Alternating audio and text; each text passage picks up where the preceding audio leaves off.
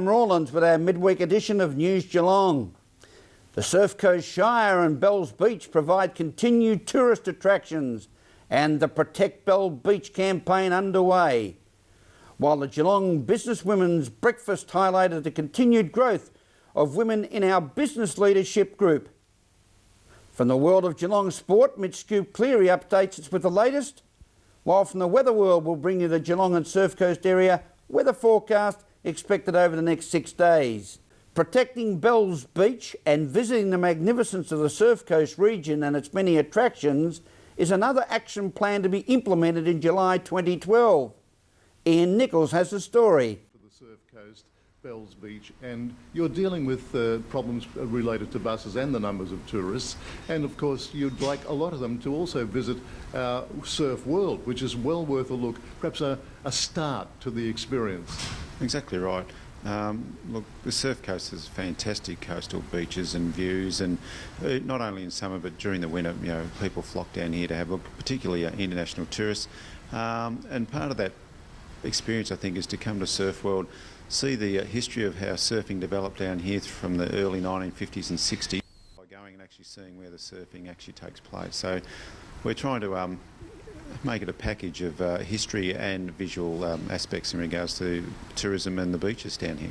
Well, it sounds like a good idea. It's not just the rubbernecking, it's actually feeling and touching and getting the full experience. And as a result of that, you've had to bring in certain public or parking restrictions in recent times.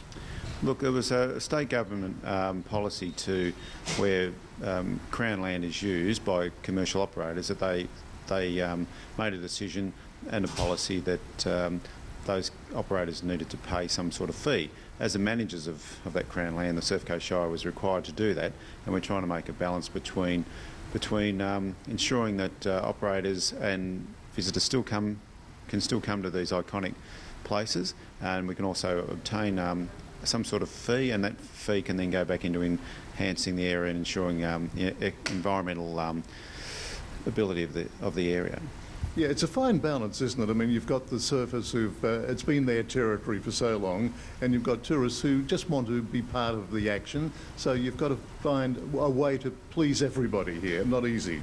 Well, no, and I think that's a problem when something so popular and becomes an icon. People actually want to visit it, and they've got the right to do that. But also, surfers have a right to undertake their leisure and have a balance between that and the surfing community and tourists. So we as a Shire have tried to implement some policy and procedure to ensure that happens. Now, is there a time frame on this? Have we started actually collecting at this point of time the $2 from each person who comes down on a tourist bus? Well, at this stage, it doesn't have to be implemented to the 1st July.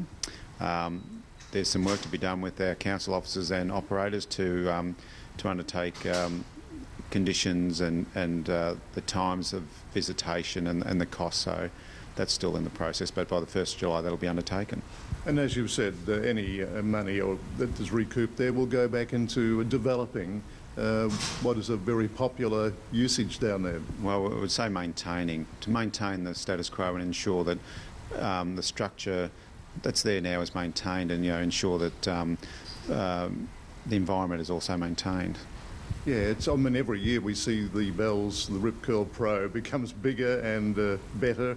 It has gained worldwide attention, so obviously as the years go by, it's going to continue to be a very popular spot. Well, exactly right. Look, it's an international event, and everyone around the world sees the event, and that encourages people to come to Bells. So having that and having Rip Curl Pro there, it's a balance. And look, Rip Curl have undertaken significant changes to ensure they maintain the environment there. Their in and out time frame has been reduced dramatically, so I think it's a win-win for the area and also for tourists and all the users, including the surfers and visitors. And we'd recommend that people coming down also pay a visit to our surf world, our surf city, and get that experience, which we've already touched on. I'm sure that's a good way to start your learning curve here. Well, look, I think it's a very unique visit. Sorry, a very unique. Can we just do that? Sorry, I've asked you the same question twice. I wanted to actually. Okay, Brian.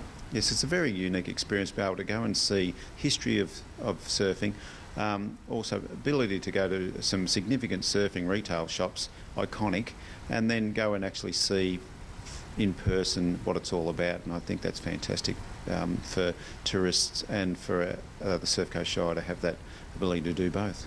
Thank you, Ian.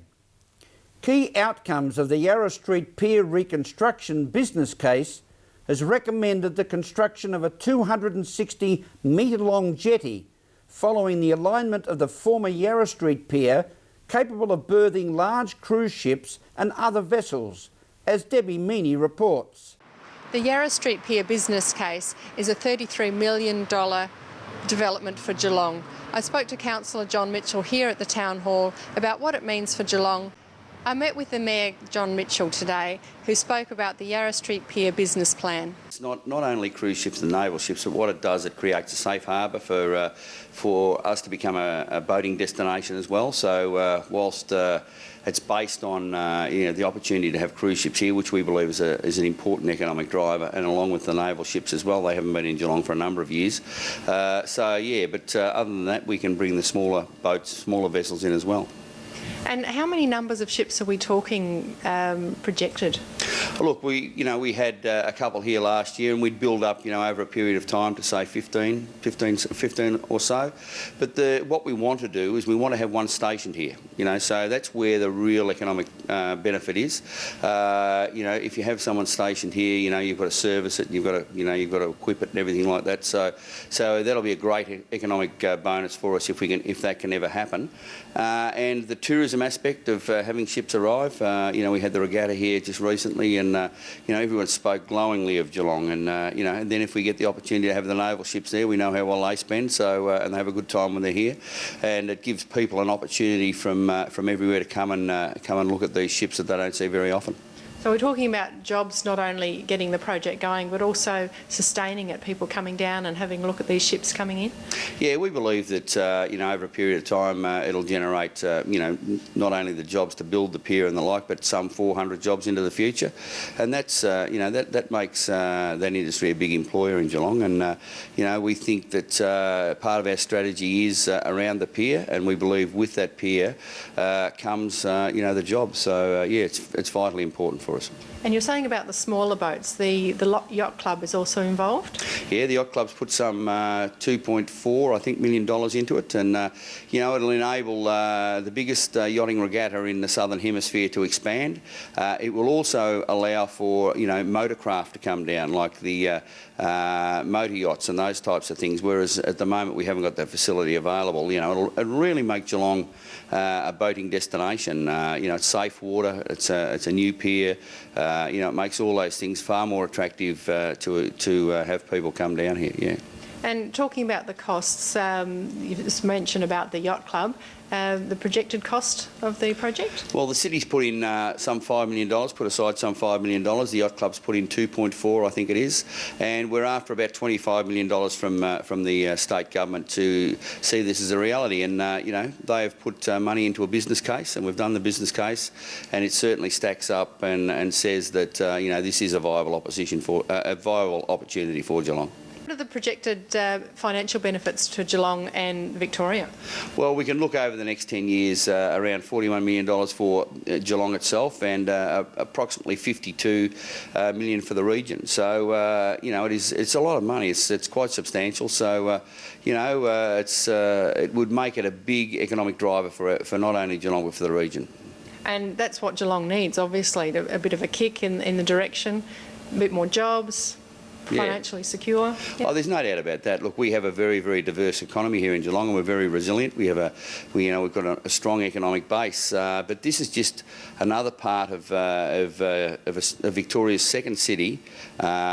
Transitioning into something else. We've got manufacturing, we've got biotechnology, we've got education, health, all of those sorts of things. But tourism is a major employer and a major economic driver for Geelong. And having the cruise ships here come to Geelong, we've proved that from last year when we've had a couple come along. It makes a big difference. At the Council Chambers, this is Debbie Meaney for News Geelong. Thank you, Debbie. And Geelong, give us your support for this project. As we go to a break in this midweek edition of News Geelong, don't forget you can Twitter us on our Twitter account at News Geelong 31 with your thoughts and comments. We'll return with more news after this.